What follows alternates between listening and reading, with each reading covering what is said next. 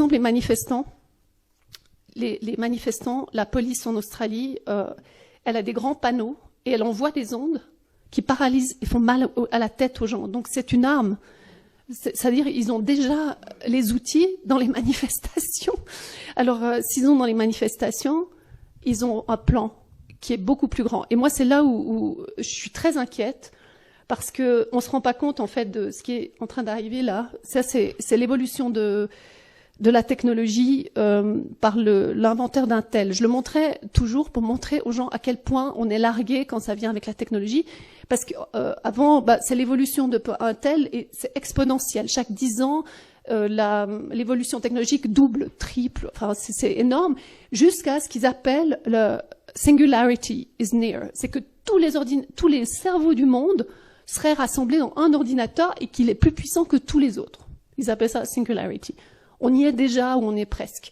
Et c'est ça, ils ont peur du basculement, de l'intelligence artificielle qui pourrait tout gérer. Je vous dis tout, le film science-fiction. Oui, moi j'essaie de le connecter quand même à la réalité. Alors il y a un truc qui me préoccupe beaucoup, bien sûr que c'est les 5G parce ils ont augmenté énormément. Il y a des experts comme Mark Steele, Stone, il y en a d'autres qui ont mis une alerte sur les lampes qui ont été changées partout dans le monde. Vous regardez, même où j'étais à Saint-Pétersbourg, partout, il y a les mêmes LED. Et Mark Steele, il est en Angleterre, je crois, à Lancaster, il a fait descendre le lampadaire avec les flics, ils l'ont ouvert, et il a trouvé à l'intérieur de ces lampes des choses qui ne devraient pas y être. Et lui, il appelle ça des armes de destruction. Il dit que c'est c'est ce que je disais hier, des radars à micro-ondes. Alors, moi, je suis pas experte, mais lui, il dit, il faut tout de suite arrêter ça, parce que c'est des armes de destruction, c'est des lasers. Tu connais? Bon. Et, ouais. Donc, voilà, on arrive à un endroit maintenant où je suis obligée d'en parler. Bruno en a parlé. C'est-à-dire que on est dans une science où on nous a caché l'avancée des sciences. Et une des choses que maintenant je sais, qui était une des pièces du puzzle, c'est que Jacques Benveniste avait trouvé des codes synthétiques qu'on pouvait associer à un état biologique, mais c'est des codes synthétiques. Et j'aimerais bien que tu en parles un petit peu, peut-être, ou que tu expliques mieux que moi. C'est des codes bionumériques que moi j'ai retrouvés d'ailleurs dans des annexes du papier que j'ai fait pour les juges, où j'ai mis les codes bionumériques à la fin en me disant c'est dingue, c'est incroyable. Donc DARPA, code bionumérique, on peut enclencher Ebola. Et ce qui rejoint quoi? Le booklet que je vous invite à voir de novembre l'année dernière, où la CDC, le Centre des maladies, le Center of Disease Control, a publié une BD pour le militaire qui s'appelle Préparation à la pandémie des zombies. Et donc, si on va dans l'hypothèse du scénario que c'est possible, c'est tout à fait possible que les gens, ce qui va arriver maintenant, ils pètent les câbles, ou ils n'arrivent plus à se diriger où ils sont mal, et que on va devoir être face à des personnes qui se comportent pas d'une façon aussi normale que ce qu'on pensait, parce qu'ils ont eu des codes et qu'ils obéissent à des codes. Alors ça c'est possible, mais il y a aussi des anticodes. Aux États-Unis, en Californie, il y a tout un travail sur la bioacoustique que les globalistes connaissent très bien, puisque les banques nous ont déjà enregistré le signal de notre voix vocale et qui vous reconnaît la voix. Ça m'est arrivé, une banque en Suisse, et qui m'a répondu un message avec mon nom. Alors que donc vous voyez, eux ils le savent déjà. Voilà, donc on est dans l'ère et nous on parlait il y a la note et il y a l'antinote. Donc et donc il y a le code et il y a l'anticode. Et donc on a des solutions et c'est ça qui est bien. Et je suis dans des groupes qui développent en fait des genres de boucliers de ces champs électromagnétiques toxiques. Donc j'espère qu'on trouvera des solutions parmi vous aussi dans le futur.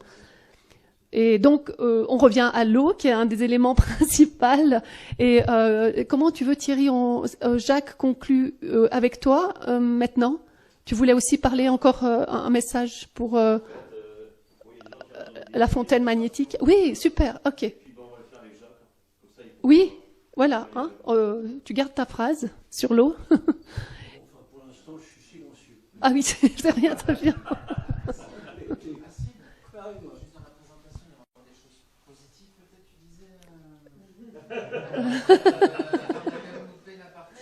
Oui, oui, il y a des. Alors non, non, tu veux. Attends, il y a la dernière slide. Elle est où bah, le quantique.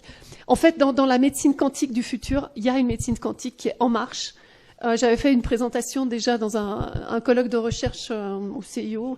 Et en fait, tous nos sens peuvent être des portes d'entrée pour la guérison. Ça veut dire que l'audition et les ondes, et d'ailleurs les orgues à l'époque Cato étaient des orgues pour guérir, hein, même avec Thierry qu'on en a parlé. Donc la bioacoustique avec le son et les vagues du son, mais aussi les ultrasons qu'on n'entend pas la nuit. Je les cherchais pendant le Covid, je me disais, ils nous envoient des ultrasons tellement... Je me disais, on n'a pas l'oreille des chiens, mais... Voilà, donc la bioacoustique peut guérir, autant qu'elle peut faire du mal. La lumière, il y a des gens qui sont dans la chromatothérapie, la lumière aussi, et tout ce qui est fréquence peut se traduire en son, en lumière, en eau dans notre corps, qui sont des vagues, en corps électrique, et c'est Louis-Claude Vincent, je crois qu'il y avait la chaire de bioélectrique, et je dis toujours, on a un électroencéphalogramme, on a un électrocardiogramme, et il y a des électromagnétoscanners. Donc on sait que la médecine connaît l'électromagnétisme pour les scanners, et ils n'ont rien qu'à faire des machines pour guérir. Donc, je veux dire, tout est là. On parle des medbeds, mais attention les medbeds, parce que franchement, il faut d'abord savoir ce qu'ils vont faire, parce qu'ils peuvent autant nous annihiler notre mémoire que notre disque dur que nous guérir. Et puis, ouais, le corps électromagnétique. Puis la dernière chose, c'est que, en fait, l'odeur, l'odorat, c'est pas pour rien qu'on dit que la rose est une des odeurs les plus complexes, parce que c'est la rose, c'est la fleur de l'amour, mais c'est aussi l'odorat de l'amour qu'on n'arrive pas à l'identifier. Et j'ai dû aussi faire une recherche sur le parfum de oud, qui est très connu en Moyen-Orient, aphrodisiaque, anti-âge, et je les ai critiqués et ils m'ont demandé de faire une recherche dessus, et je me suis rendu compte, en fait, on aurait besoin de docteurs de l'odorat, comme des docteurs du son, comme des docteurs de la lumière, parce que le son, l'odorat peut vous tuer ou vous guérir. Et il y a des chiens renifleurs électroniques qui reniflent les bactéries et qui pourraient renifler les gens donc on a toute une science qui est déjà à notre portée mais qui a été censurée, qu'il va falloir faire ressurgir, et c'est l'occasion unique de le faire.